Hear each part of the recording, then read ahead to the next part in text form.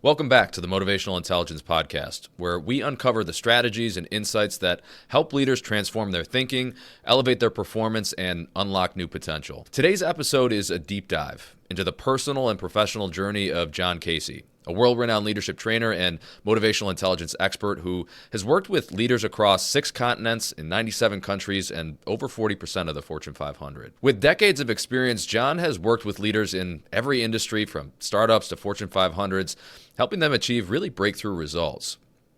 And what makes John's story so compelling is really his personal journey. From struggling with limiting beliefs early in his career to becoming a sought-after mentor and a speaker who gets on stage in front of hundreds and even thousands of executives at a time. Now, in this candid conversation, John shares the pivotal moments and the mentors who really shaped his thinking, how he overcame those limiting beliefs to unlock his potential, and the power of applying motivational intelligence to lead effectively and live exceptionally. His journey has really been a transformative one. So if you've ever felt stuck and wondered how to break through to the next level in your career or your life, this episode is going to give you actionable insights and inspiration. So without further ado, please enjoy this conversation with John Casey. This podcast is brought to you by 2Logical, a global top 20 training firm and the world leader in motivational intelligence development. We partner with leading executives to build the #1 talent pool in their industry. We've worked with over 40% of the Fortune 500 in 97 countries worldwide, and maybe we'll work with you next. To try our world-renowned executive coaching service for free, start a free trial of Mojo at joinmojo.com/trial. That's joinmojo.com/trial. You'll get unlimited access to the Mojo platform, custom onboarding, and 2 live coaching sessions free of charge. So, if you want to unlock even greater leadership presence and executive effectiveness, reclaim more of your time, and really build something special, get started with your free trial today at joinmojo.com/trial. That's joinmojo.com/trial. And the more I studied it, the more I began to see that that was the overwhelming commonality of the most successful people that I ever met. And just the empowerment of the conversations, how it just really motivates you. You don't come across people that impact you that way. Because a lot of people could say to me, oh yeah, no, I get it. But yet they really don't get it. This, if you really lean into it, can be life-changing. Mojo's is part of our DNA and what we do during team meetings. And I just looked at Randy like, oh my God. I feel like that's made a lot of impact in my direct report's life because they're not afraid to talk to me. But I started to see what this gentleman said in the podcast. And I was like, it was just kind of surreal because it was almost like he foreshadowed what I was going to be up against.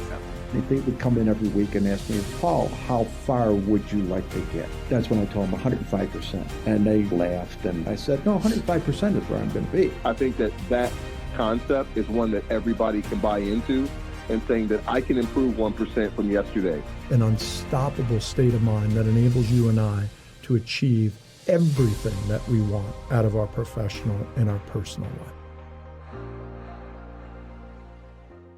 So Johnny, good to have you. I've been excited for this conversation. It's been a little bit since we've chatted, and I kind of wanted to do a little bit of a reflective episode if you were up for it. You've been in this game for a bit. You've infused motivational intelligence into people's lives, people's businesses all over the world. Collectively, at this point, I think it's been 97 countries. You've been to many of them. I think you got 6 continents under your belt, if I'm not mistaken.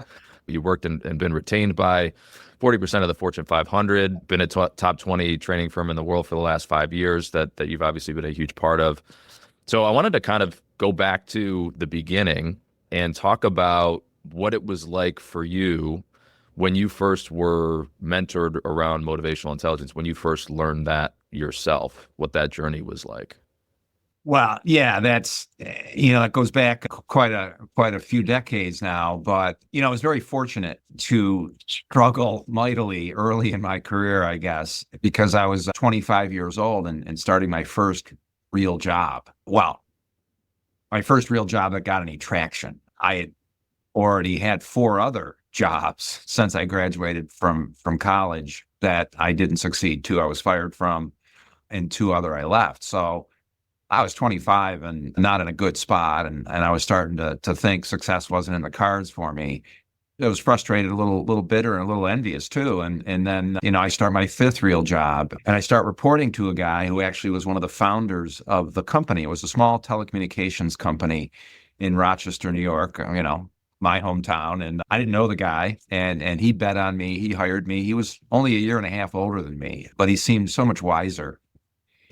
And when I interviewed with him in his office, I couldn't believe how many hundreds of books he had just filled in his bookshelf. And it was an interview like nobody else. Mark Colosi is his name, and he started a company called ACC Long Distance Telecom Company.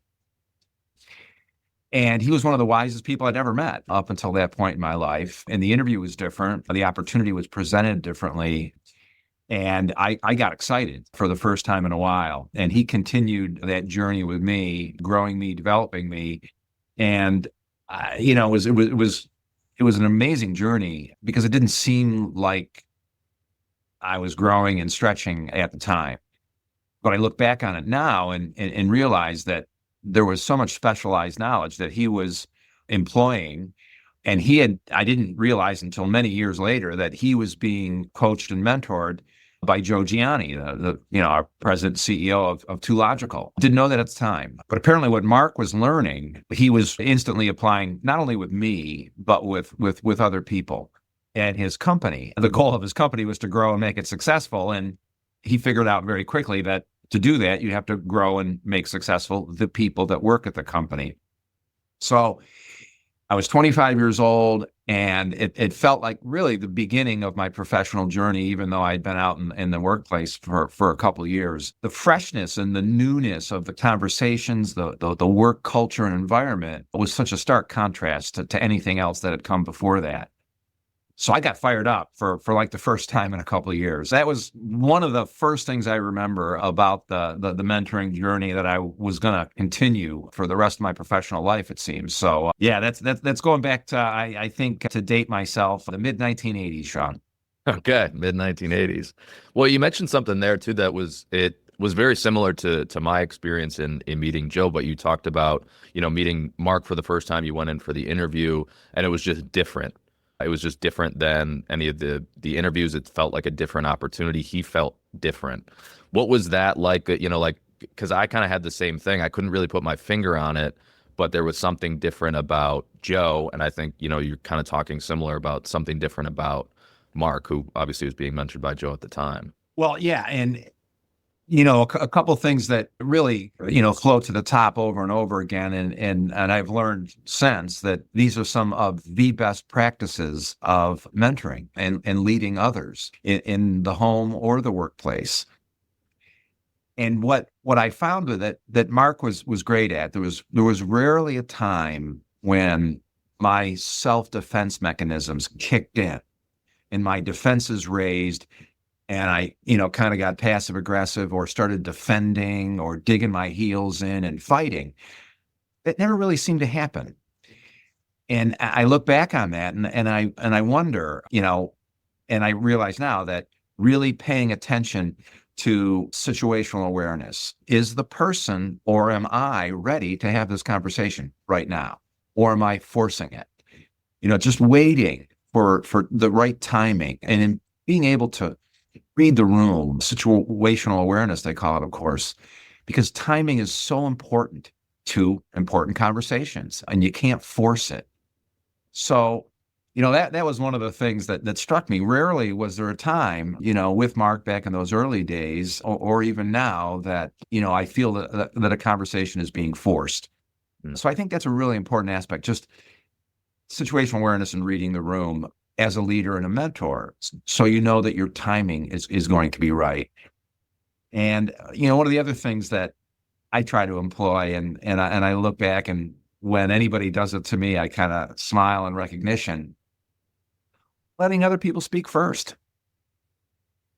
Whether it's, just simply by asking them an open-ended question, or just being comfortable with silence and letting them start, or asking, a great open-ended question, hey, what have you liked most about the last month? Or what frustrated you most about the last month? Just getting me to talk first.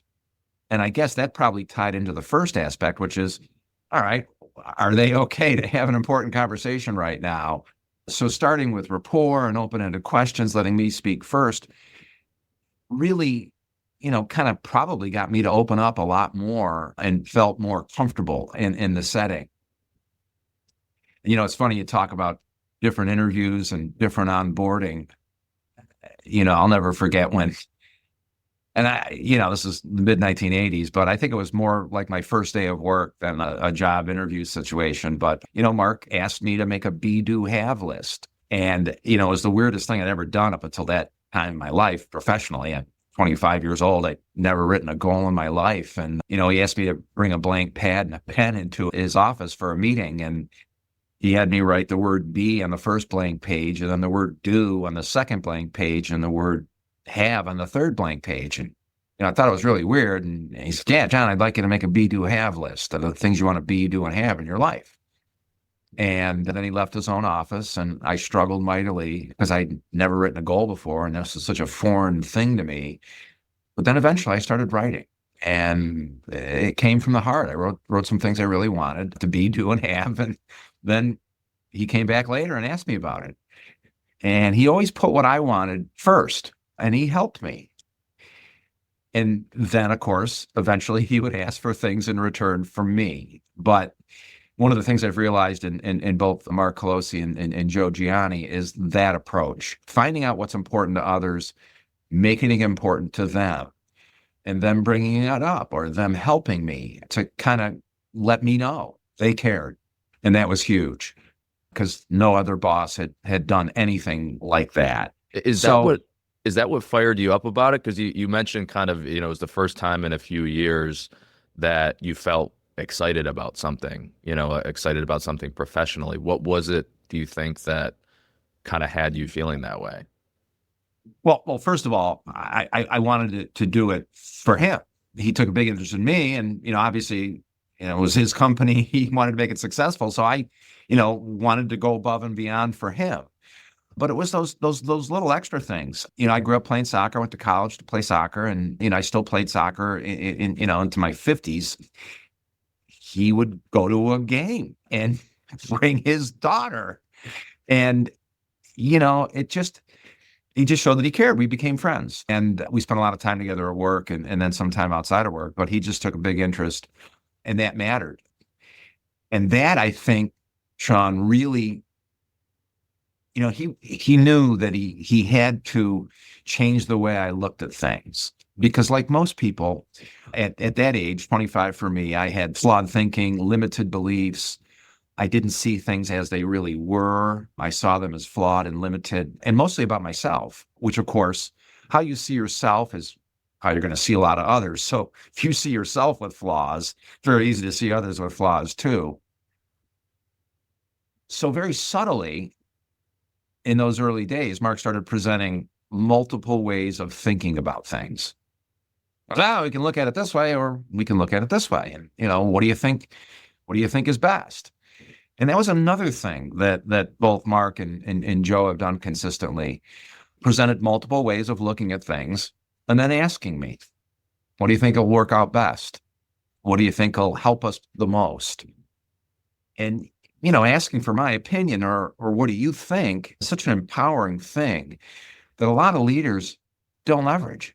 It's great if a boss thinks they're supposed to have all the great ideas, but they aren't. They're supposed to leverage their team, get every brain in the game. And even if it's your idea, but you plant the seed with somebody and then they formulate it and articulate it clearly and specifically, give them the credit. I mean, that's how you grow people. So those things were done for me for the very first time in my mid-20s there. And it really got me to think differently about myself. At that time, I'm sure I saw myself with flawed potential. I'm sure I didn't believe I had unlimited potential. I'm sure I put myself in a box. I can only do this. I can only be good at this, because that's what had been done to me. He never did that. And it was always about breaking barriers and limits. And, when I would put myself down in front of him, he'd say, I disagree. And yes, that you may not know this now. It doesn't mean you'll never not know it. And he would use examples from my own life about goals that I had set and accomplished, or how I had done in school or sports. I had already, graduated from university with honors and lived in Europe, but I kind of overlooked some of those milestones and didn't give myself enough credit.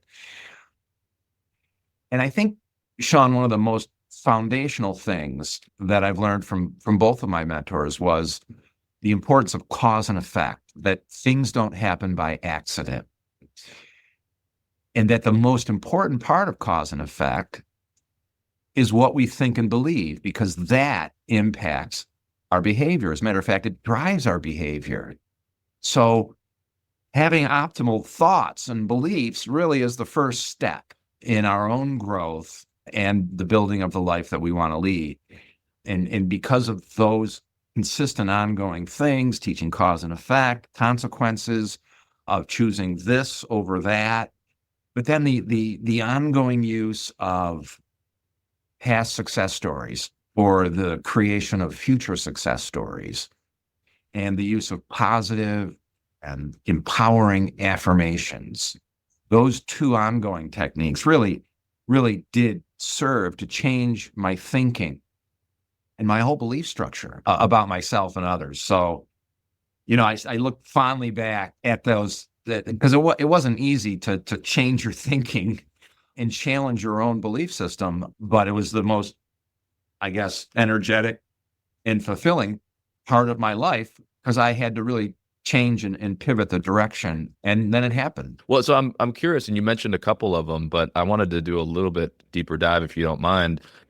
Coming up, you kind of mentioned some of those kind of mental walls, limiting beliefs, things that Mark and Joe had to help you kind of see in a different way. And you mentioned a couple of the techniques they did that with, but what were some of those things that you felt, or in hindsight you're looking at, like you mentioned unlimited potential, you mentioned cause and effect, were those probably the two biggest, you think, that were maybe unoptimal before, that they kind of slowly but surely started to help you improve in those areas? Yeah, you bet. Like many, and maybe it was a legacy from how I was raised, but, I probably believed at the age of 25 that success was born to a chosen select few people, and I wasn't one of them. And when I looked at successful people, I found a way to make it look like it was easy for them, like they got something I didn't get. At Too Logical, we teach people to detach themselves from the myths about success. And I was an advocate of the myths. I was a seller of the myths. I was a buyer of the myths. And, we know what they are. You got to be in the right place at the right time, to be successful. That's what I thought caused successful people. No, that's not based on cause and effect, and it's not true. That if it's meant to be, it should be easy, like they were natural and an overnight success. And, that kind of thinking tricks people into thinking that, the successful people got something we didn't get. That's why. So it's easy to make excuses and place blame. It's not what you know, it's who you know. There's another myth. Takes money to make money. Yeah, most really wealthy, successful entrepreneurs didn't start out with anything. So these myths that people buy into, which is lower level thinking and easy, and you might even find an example to attach to it. That my belief system was flawed and limited. I didn't think I had unlimited potential, which made me look down my nose at others. If I didn't have it, you don't have it either. So I can put you down and, make fun of your weaknesses and be critical, and all those things sprang from that. But none of that is true. Cause and effect happens, not in the material world, not just in the material world, but in the world of thoughts and beliefs. If we have flawed and limited beliefs, we're going to have flawed and limited actions. That's it. It's if this, then that. And, the thing about lower level thinking and flawed and limited beliefs, we didn't have them when we were born. We didn't have them as a 1 or a 2-year-old. We had high motivational intelligence. We were accountable. We didn't want somebody to walk for us. We wanted to learn how to do it ourselves. We wanted to learn how to talk. We paid the dues. We struggled. We made the hundreds or thousands of mistakes learning how to talk or walk. We earned it. And, that's what high motivational intelligence is, as we know. Well, we're all gifted with it at birth. And then it gets kind of conditioned out. And we almost have to allow ourselves to be impacted by another person, a mentor, to help us see that we're looking through our life with a cloudy lens, and we don't need to. And we can polish it every day and see ourselves and the world more clearly. And we have everything we need to build the life that we dream of. So, these tools about being goal-directed and having a list, understanding the impact of cause and effect, and our thoughts and beliefs matter.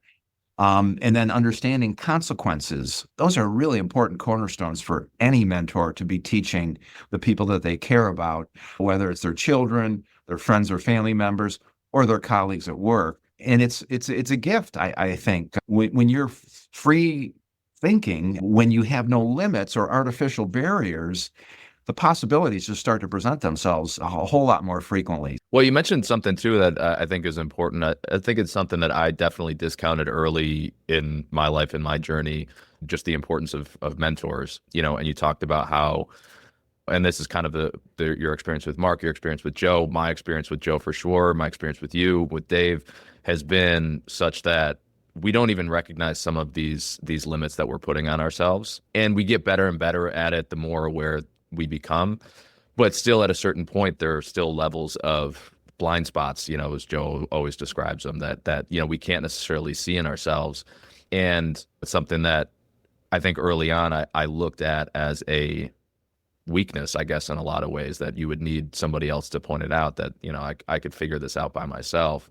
And honestly, the more aware I've become, the more aware I've become of my need for mentors and outside perspectives to give me some of that, that I can't necessarily see myself.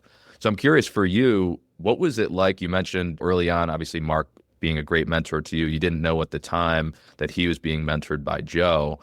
What was it like kind of first meeting Joe, and how did that kind of interaction happen? And what was the kind of early mentoring journey with Joe like? Well, yeah, it was in the 1980s that Mark and a couple other guys started ACC long distance, and then a year or two later, I joined the company. And it was at that time, Mark was a founder of this company, and he was a young man, and he knew he needed some guidance and help. So he had sought out Joe Gianni and kind of retained him as an executive coach. And they were meeting on their own. And I didn't meet Joe in the 80s at all. But when I first met Mark, he was not only an avid reader about history and business and success and personal development, he loved to teach. He told me in the very early days, he said, John, I don't want to do telecommunications for the rest of my career. As a matter of fact, when I'm done with this, I'm going to start a training and development company. And he even said, and he goes, it's going to be about all of this. And he points to all the books on the bookshelves of his office. And he goes, and I'm going to call it Eagle something or other, because an eagle's a strong and solid symbol, and nobody names their company after a duck. He was a big outdoorsman, so there was a lot of hunting and fishing metaphors. But he founds ACC long distance, I think, in 1983. I joined in 1985, and AT&T buys the company, I think, in the late 80s, early 90s. And he starts Eagle Productivity Solutions in like 1992 or 1993. And he calls me up and says, hey, would you like to join me again? And, you were really good at hiring and training salespeople, and I'm going to start this training company. Want to join me? And I said, yeah, you bet. So I switched industries from telecommunications to training and development. And it was in the 90s because, of course, he stayed friends and contacts with Joe Gianni, and he's starting a new company. So he brings Joe in to help with the launch of Eagle. And that's when I first met Joe and started working a little bit with him as well as through Mark, and the consistency that I saw and the same language, insight, and tools that were being used. I kind of made the connection fairly quickly. And what was really great for me, I think, Sean, was that this is not just one person that is thinking and moving this way. There's more. And then it was through Joe and through others that he had worked with that I started realizing this is the way to think and believe. And if you can really organize this and scale it, you can create unstoppable companies. So I really started to get that message. And then I realized that, this motivational intelligence is the fuel that all entrepreneurs have used to create their dream, to breathe life into it. And not just entrepreneurs, any great leader, any great philosopher, any great parent has come to these same conclusions, most likely. And it's, and as you know, we do what we do all over the world. And I've done it on 6 continents. When I go to a new place, I study the philosophers and the writers from that culture. And it's amazing the consistency around the world and around the cultures about the best way to think and believe about us and how we get on with others. So it's been a magical journey. And of course, the world is woefully lacking of leadership. So we got a lot of work still to do. Yeah.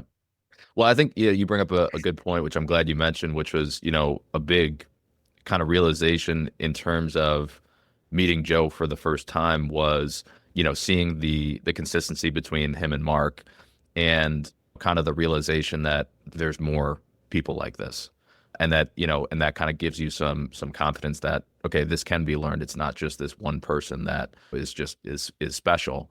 There's a knowledge base here that, I maybe don't understand yet, or I'm starting to understand, but it's really easy, I think, early on. I know for me, it was really easy to think early on, like, oh, it's just Joe. It's just this one person that is like this. That is, I can't describe it. I don't know what to attribute it to, but it's just, he's special. And I think that's an interesting part of this journey too, is as you meet more people. And, he had obviously mentored you for a long time. He'd mentored Dave for a long time. So then I met the two of you afterwards. And then it was kind of the same kind of a thing, like, oh, there's more of them. And, obviously everybody has their own story in terms of how they got to that evolution. Joe talks about his mentor, Randy, all the time. But I think that's it was a big aha, I think, for me, was exactly what you said, that there's more of them. And for the most part, which you're kind of talking about now, they didn't have it figured out at the beginning. I think that's an easy thing to attribute to, that, oh, this person is, and you talked about the myths of success, and particularly in this realm, I think easy to say, like, oh, they're just special. They're just this way. And it's natural to them. And I could never. And then you talk to all of these people, and they talk about similar journeys and similar stories like you have, that I was over here, and this is kind of the journey, and somebody took an interest in me, and, all the techniques that they used along the way. But I think that's such a big light bulb that you don't realize early on. Yeah. Yeah. And it's, if anybody is ever concerned about, who's a role model, is there an example I can follow? Just go find a 1 or a 2-year-old child, because that is the best, one of the best examples of high motivational intelligence, which is, they are goal-directed. They take initiative. They have high self-confidence and self-esteem. They believe in themselves. They're not afraid to look anybody in the eye. They will ask difficult questions, curious questions. If they don't like the answer they get, they won't give up. They'll just keep asking, They'll change decision makers. I mean, they're so dauntless and resolute in their aspirations. It blows me away to see that in a 1 or a 2-year-old. And then it starts to get lowered. The bar gets lowered. And whatever, we don't get an operating manual with the child when we bring them home from the hospital. But, parents shouldn't be passing on their flawed and limited beliefs, which they often do, without recognizing it. How they give feedback, what they give feedback around, starts to whittle away at this high motivational intelligence that we're born with. And it, eventually can turn into excuse making and finger pointing and giving up quickly and just looking for the downside in everything instead of the upside. And it just can be habitual that, of course, may get passed on to the next generation. So, we need a big intervention. And, of course, we do it one-to-one, one-to-many, and we like to do it with all of our clients. And the nice thing about what we do, Sean, as you know, is that a lot of this is replicatable in the home. And I think that gives us a lot more opportunities to practice, but also as a reminder that when we're trying to help ourselves or others think better and bigger, it's not easy. And, some of the things that I learned that gave me, growing pains on my journey that's still continuing is I was very comfortable seeing the world through flawed and limited lenses. I put myself down because I never studied math or science, and I wasn't good at building things or fixing things. So I avoided those things in my adulthood. And I gave myself a pass, and I accepted lower level results in those areas where I didn't have a really good belief system about myself. And I would do that with others too. But when you're on a mentoring journey and you're the mentee, you have to come to the conclusion that my belief system was flawed and limited about myself and others. And I found examples that could support those beliefs. But the goal of mentoring is to elevate somebody's beliefs. And that means they have to let go of some of their flawed and limited thinking. And it's very hard for people to do that because they are comfortable with that thinking. And then they have to admit they were wrong as to how they initially see things. And, Sean, as you and I both know, the initial way we look at something is probably flawed. It's probably not the optimal way. It's probably the easiest way to look at something or a person or a circumstance. But the easiest is rarely, if ever, the optimal way to look at something. So really looking for the best way to think or believe about ourselves or others, it's hard. It's a heavy lift of mental effort. So, it takes a lot of spaced repetition, and as for the mentors of the world, a lot of patience, forgiveness, and time and effort, and faith that that person will come to see themselves and things differently.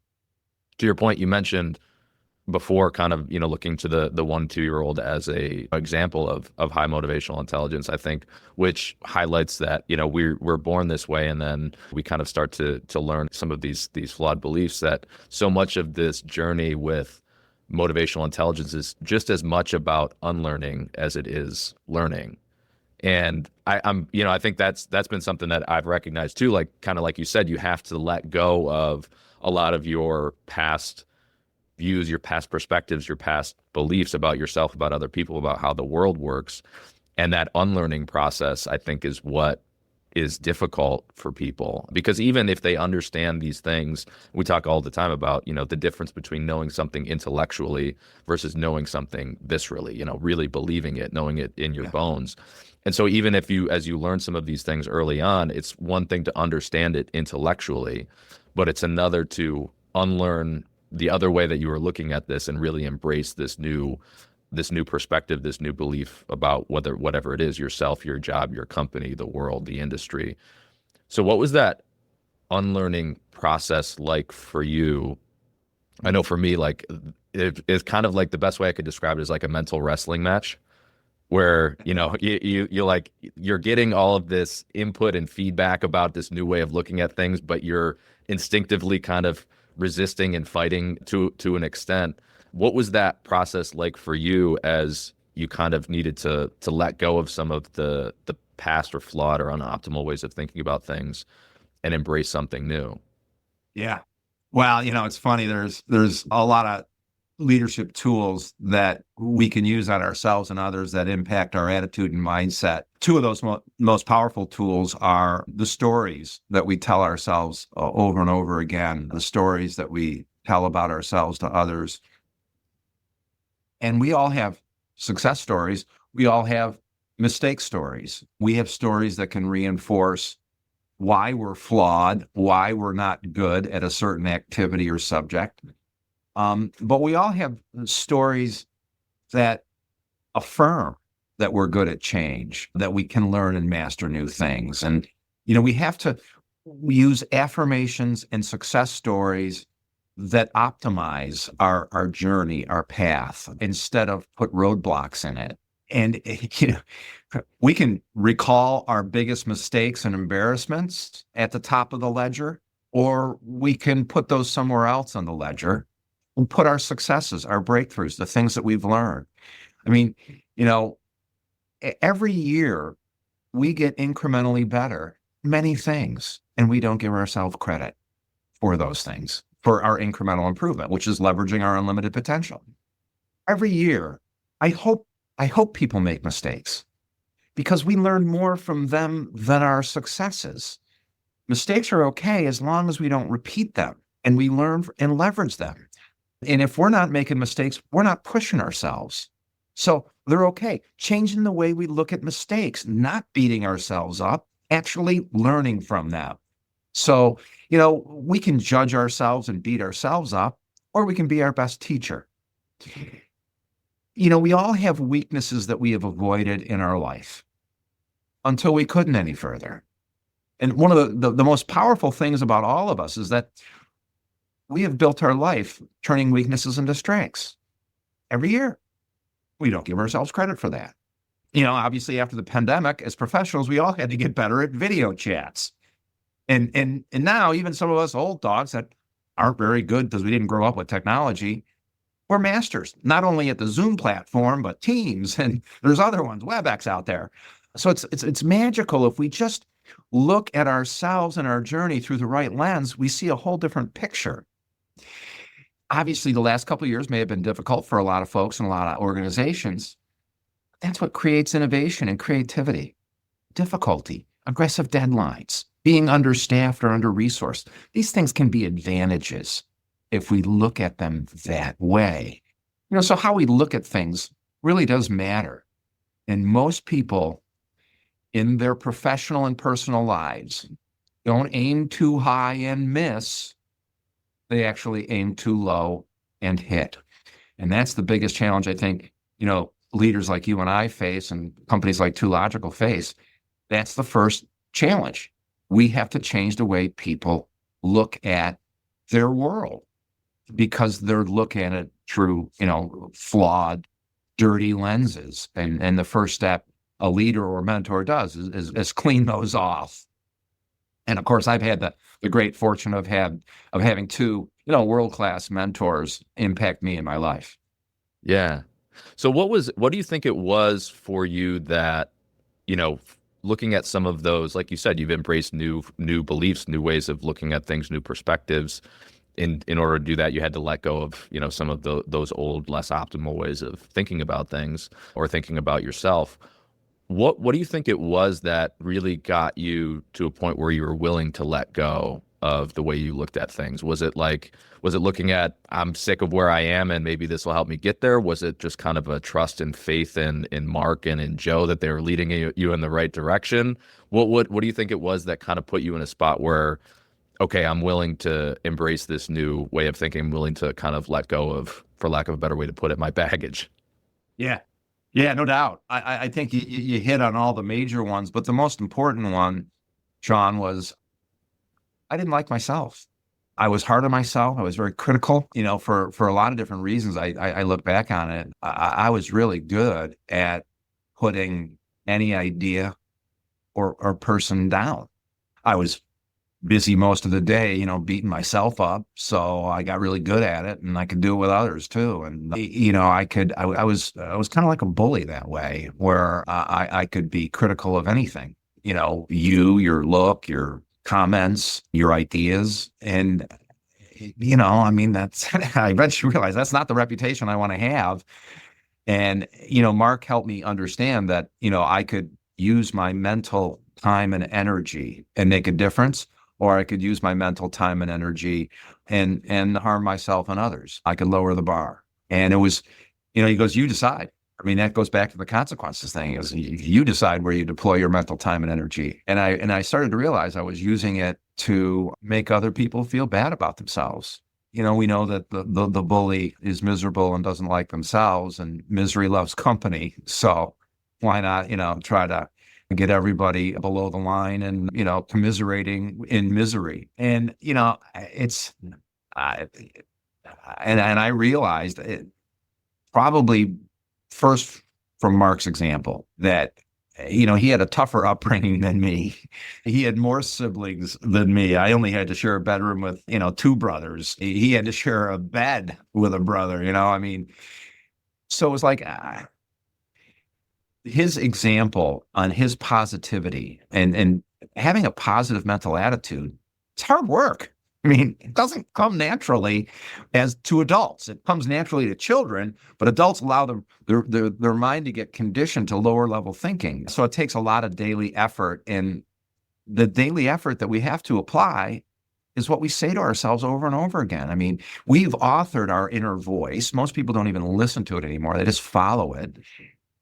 But we have to take control of what we say to ourselves over and over again, because we are congruent with our dominant thoughts. We behave that way. So really starting to challenge myself on my flawed or limited thinking.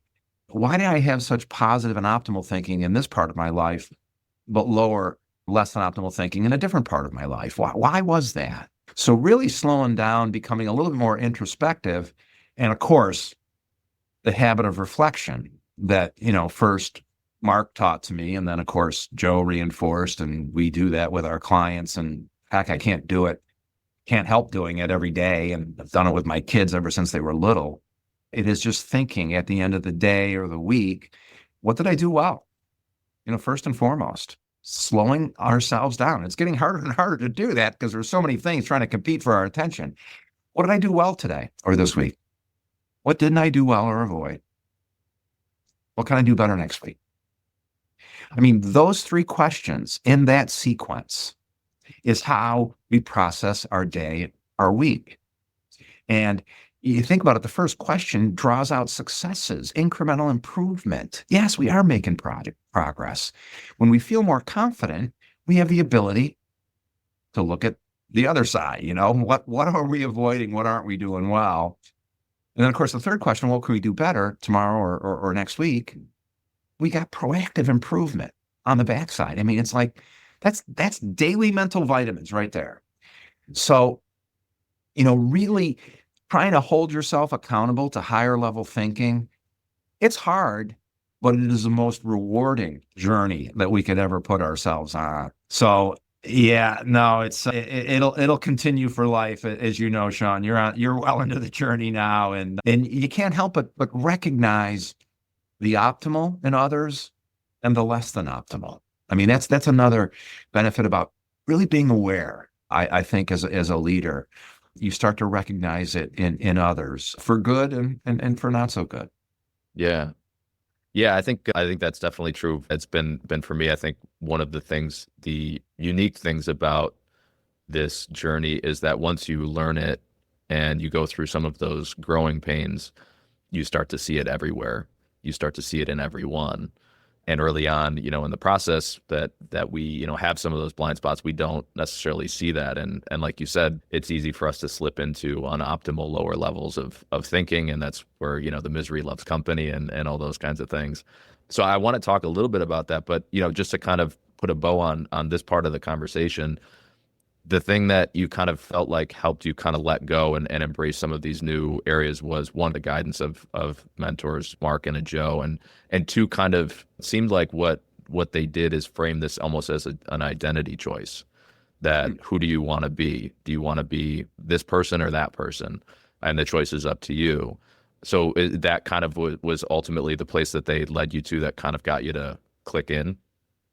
Yeah, wow, that's well put, Sean. And if somebody wants to help you, they can't just put down what you're thinking and what you're doing now and say, that's not right. You shouldn't do that. No, they have to give you what to consider that you should have done or you could have done. It's providing an option, an opportunity to think or behave differently. It's not just putting down the current state It's about creating a better, more optimal way of thinking and doing. And, I think that's what they did. They said, you got to let go of this stuff. By the way, here's something else you can grab onto. It's not going to be easy, but it's going to be better and it's going to pull you up. So giving those alternate choices, I think, was the key. Well, you can continue to think about it this way if you want. I wonder what that's going to lead to. Or you can get uncomfortable and start thinking differently about it. And if that gets traction, what can that lead to? This new thinking is difficult. It doesn't come easy. It doesn't come right away. It takes a whole lot of effort.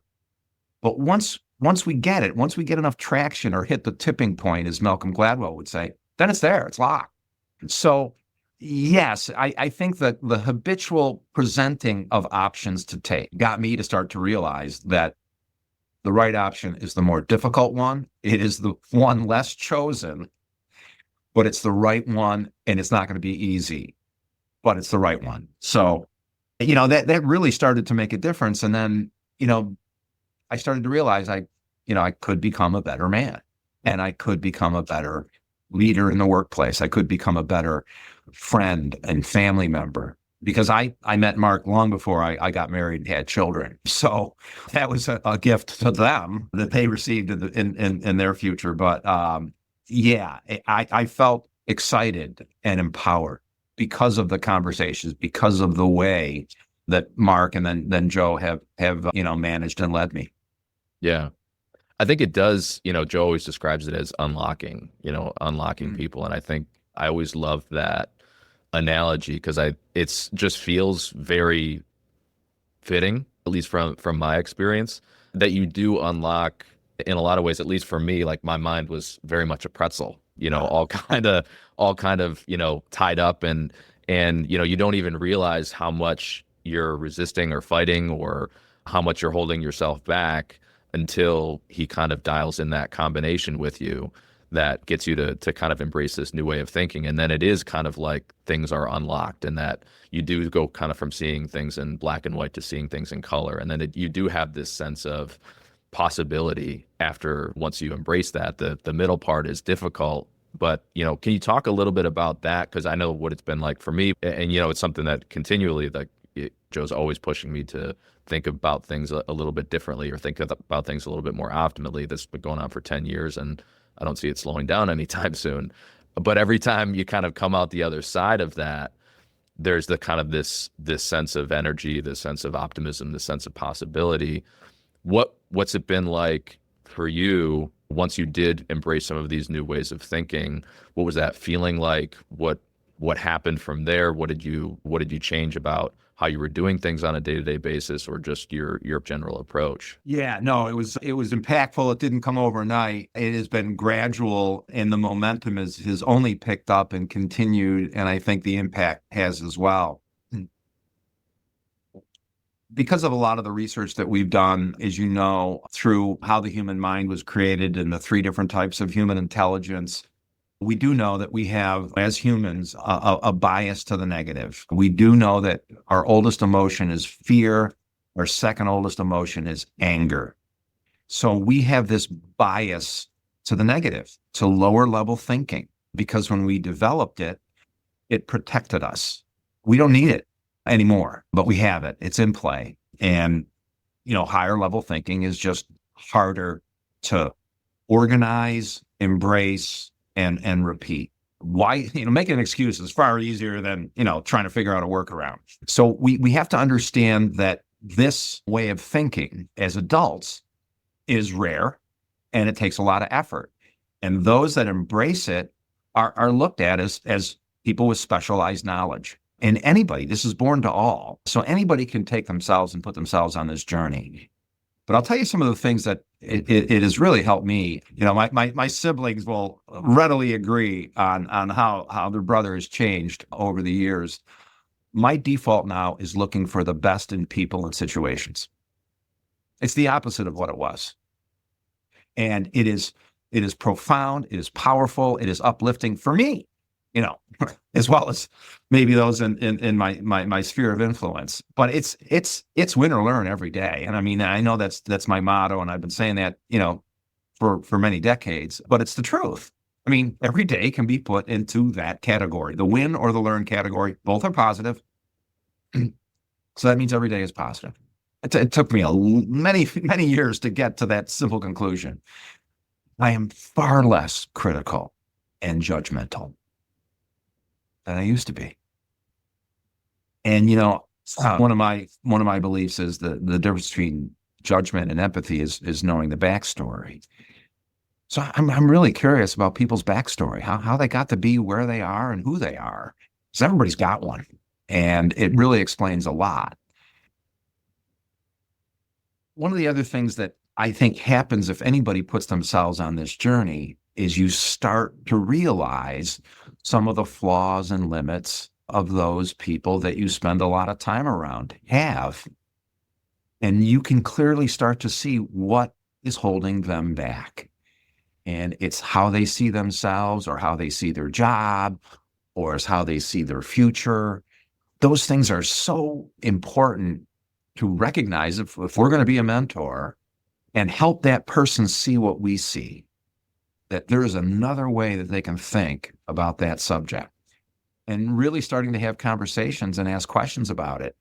And those conversations might not be easy, but they're so important. And if you care about somebody, and you might misspeak or struggle, but still you have to have the conversation. And, when I got married and had kids, I knew a lot of this stuff.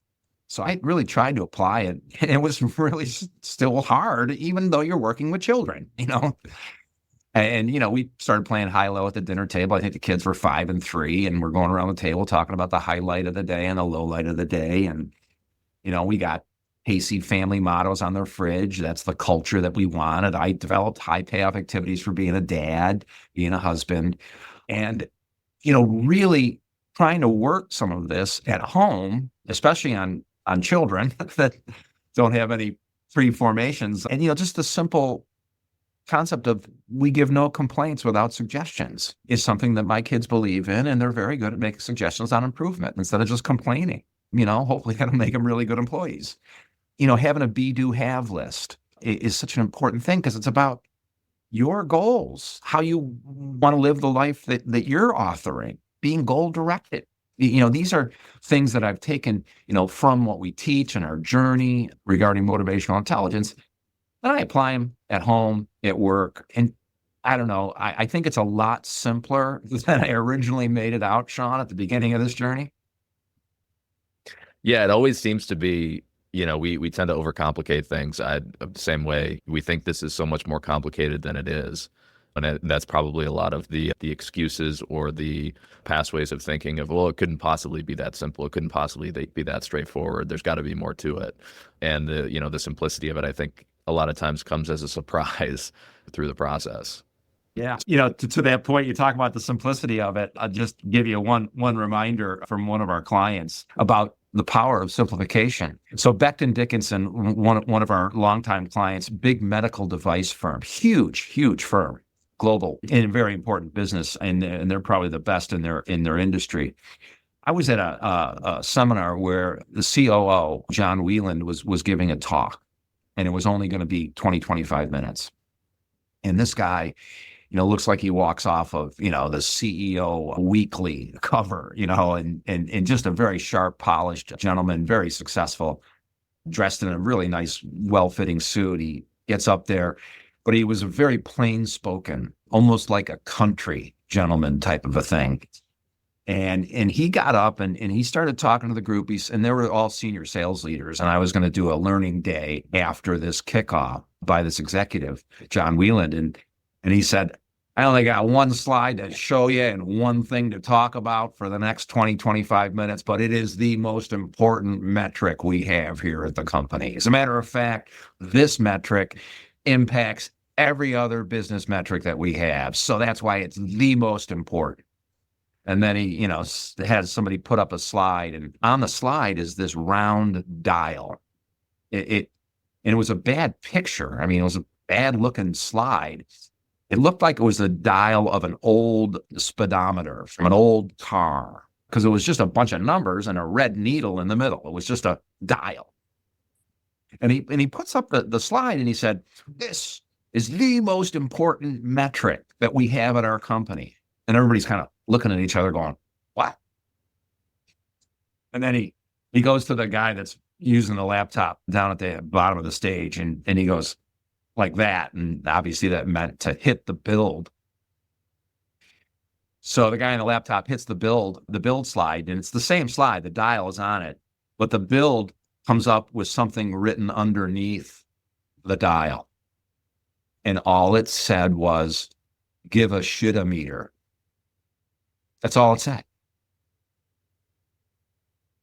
And he said, "This is the most important metric we have in our company.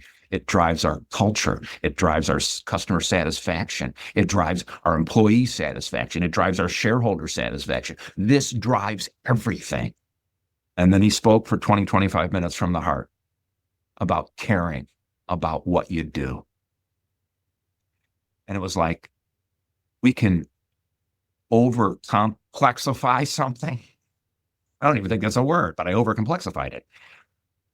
Or we can simplify it. And this was 8 or 10 years ago this happened. I'm still moved. I can still put myself back in the room and feel the emotion from those list of senior leaders. Leading by example, I mean, that is such a powerful example of so many things about leadership, but really caring about what you do. And when you're in front of somebody that cares about what they do, you know it. I mean, that pretty much comes through. So how do we ignite that in everybody? I think is a huge, important part of leadership, and to create a culture, a company culture of that, of caring about what you do for each other, for the customers, the marketplace, and everything else. So yeah, we can make it complex and hard to remember and understand, or we can simplify it. Yeah. I love that example because, again, we do tend to overcomplicate these things. But at the end of the day, you know, if that CEO is coming in and saying, if people don't give a shit, nothing else really matters. Yeah, and the marketplace will know, the customers will know, and eventually our stock price will know. Exactly. Well, and I think you kind of talked about, and I think that's a good kind of, you know, segue is you talked about how you really started, I guess, for lack of a better way to put it, you know, with those first couple of jobs, you know, your give a shit meter was probably pretty low, just from a personal level. Yeah. And it was, and I'm sure that came through in the first few minutes too. Well, and it was really starting to be, you know, your eyes starting to be open around motivational intelligence and your relationship with Mark and with Joe that made the meter start to go up.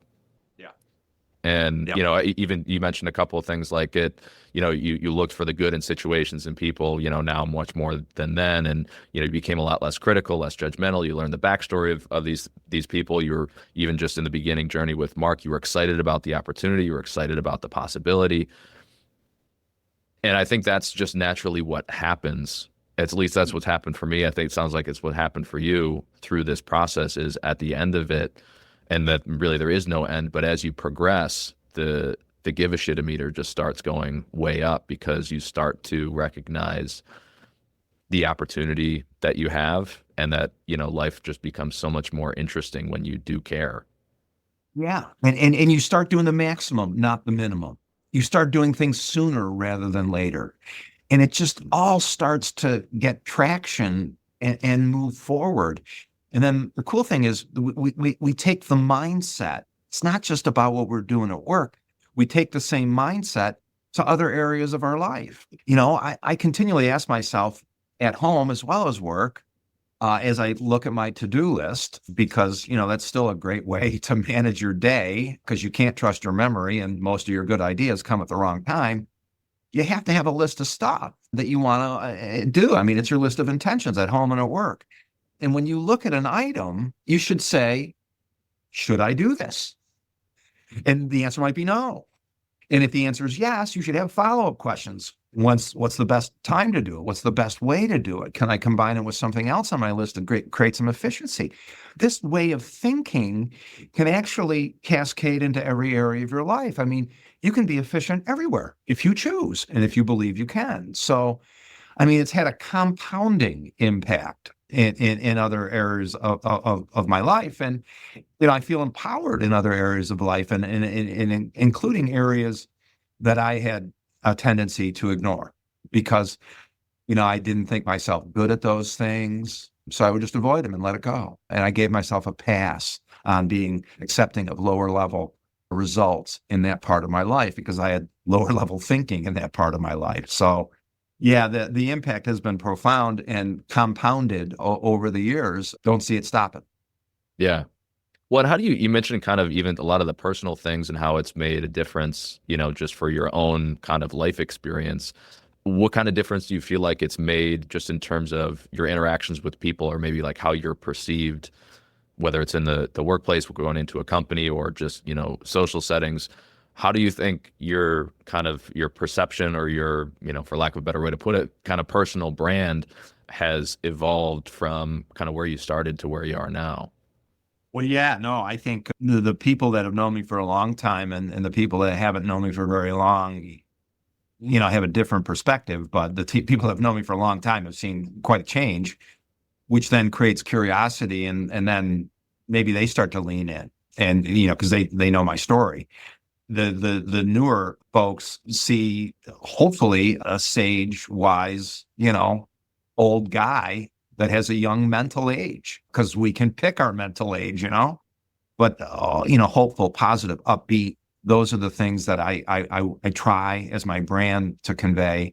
And I hope people pick up on them. I hope they realize that, I care and I'm curious and I got follow-up questions I want to ask. And I'm grateful, the simplicity of staying above the line, which of course is exhibiting the higher levels of human emotion.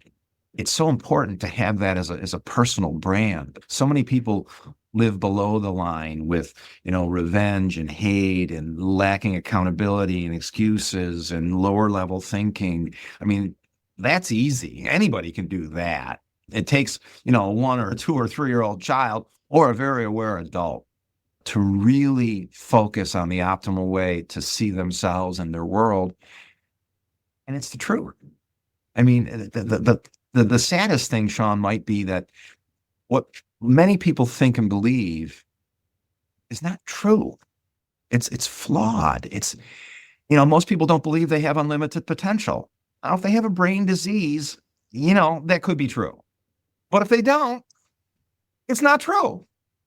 Because we all can get better day over day, week over week. It's called unlimited potential. Until we have a brain injury or brain disease, we got it. So people that think they don't are wrong. And they're harming themselves because of it. And that's sad. And that's sad. I'm sure they're passing it on. I'm sure they're passing it on to the next generation. Yeah. And that's even sadder. Yeah. So, maybe, slowing down and the world is going against us on this, Sean. I mean, slowing down and having better daily habits about reflecting, about planning is the way to go. I know it's old school. It's like, Emerson and Thoreau stuff, but, it still works. It still works. And it might actually work better because the world is so busy competing for our attention, for our mind.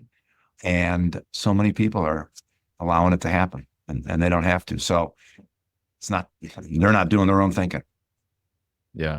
Yeah. I think that's a great way to put it. They're not doing their own thinking. I think that's another thing I think I've recognized through the journey is just how much of this I picked up, of my flawed thinking I had picked up just through osmosis, that I hadn't really decided that's how I wanted to think about myself or think about the world. It kind of just happened. And I didn't maybe really make a full decision about that's how I wanted to look at things or that's how I wanted to view myself. And as soon as you kind of, to your point earlier on about identity, you decide who you want to be. The choice obviously becomes pretty obvious for most people.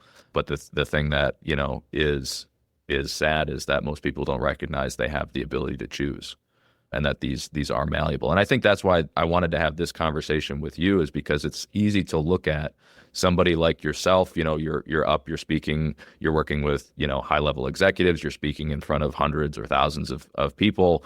And it's easy to look at somebody like you and say, oh, this guy just has it all figured out. He's always had it all figured out. And there's no way I could ever possibly. And, I think that's important to recognize that it is a journey. It's a journey for everybody, because if you don't recognize that, it's easy to just say, well, that's John, but it couldn't be me. And, to recognize that from where you started to where you are now, I think gives people some faith that this can be learned. You can improve in these areas, because without understanding, kind of to your point, the backstory, it's just easy to write a lot of these people off, where they meet somebody like you or meet somebody like Joe or Mark or Dave or any of the clients or anybody that you work with. It's easy to write it off as a possibility that you could possibly get there. Right. Yeah, no, I'm in agreement with that. And that's part of the problem. The closer you look at anybody that has achieved noteworthy success, the more you will see difficulty, the more you will see challenge, the more you will see things that others got that they didn't. But then it's through difficulty that people often realize there's a better way to think about things. Now, a lot of people go through a lot of difficulty and get beat up and beat down for good. But there's others that interpret it differently and use it as a catalyst. And that's a good thing. Being disadvantaged on some level throughout history has actually led to a lot of success, because just like a small company is trying to compete against the majors, they have to be more innovative and creative. They have to be more nimble because they're small and unknown. I mean, wow, that's an advantage to me and to us, of course. So, there's usually, and I almost said always, but I try to avoid absolutes. There is usually a better way to look at things, and seeking that perspective and then turning it into a much more positive expectation. It is really high motivational intelligence in its simplest form. And that's what we can all get better at in the coming years. And, whatever. And every time we try to evolve and pivot, we only got two options that are going to happen. We're either going to win or we're going to learn both positive. Absolutely.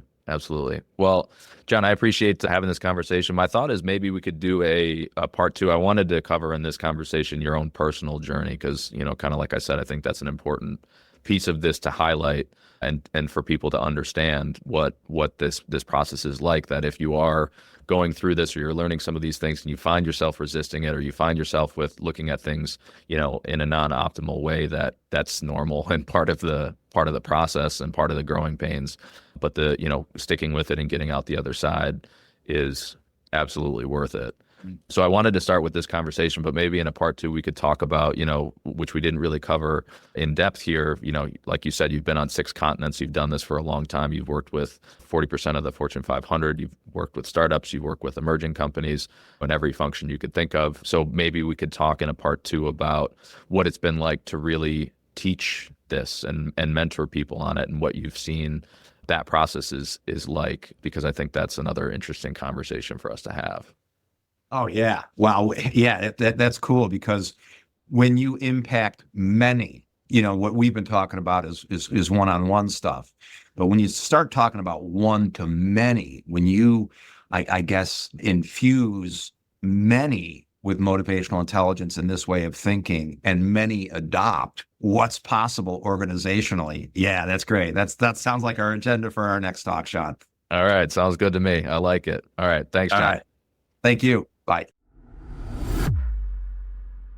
This podcast is brought to you by 2Logical, a global top 20 training firm and the world leader in motivational intelligence development. We partner with leading executives to build the #1 talent pool in their industry. We've worked with over 40% of the Fortune 500 in 97 countries worldwide, and maybe we'll work with you next. To try our world-renowned executive coaching service for free, start a free trial of Mojo at joinmojo.com/trial. That's joinmojo.com/trial. You'll get unlimited access to the Mojo platform, custom onboarding, and 2 live coaching sessions free of charge. So, if you want to unlock even greater leadership presence and executive effectiveness, reclaim more of your time, and really build something special, get started with your free trial today at joinmojo.com/trial. That's joinmojo.com/trial. And the more I studied it, the more I began to see that that was the overwhelming commonality of the most successful people that I ever met. And just the empowerment of the conversations, how it just really motivates you. You don't come across people that impact you that way. Because a lot of people could say to me, oh yeah, no, I get it. But yet they really don't get it. This, if you really lean into it, can be life-changing. Mojos is part of our DNA and what we do during team meetings. And I just looked at Randy like, oh my God. I feel like that's made a lot of impact in my direct report's life because they're not afraid to talk to me. But I started to see what this gentleman said in the podcast. And I was like, it was just kind of surreal because it was almost like he foreshadowed what I was going to be up against. They would come in every week and ask me, Paul, how far would you like to get? That's when I told them 105%. And they laughed and I said, no, 105% is where I'm going to be. I think that concept is one that everybody can buy into, and saying that I can improve 1% from yesterday. An unstoppable state of mind that enables you and I to achieve everything that we want out of our professional and our personal life.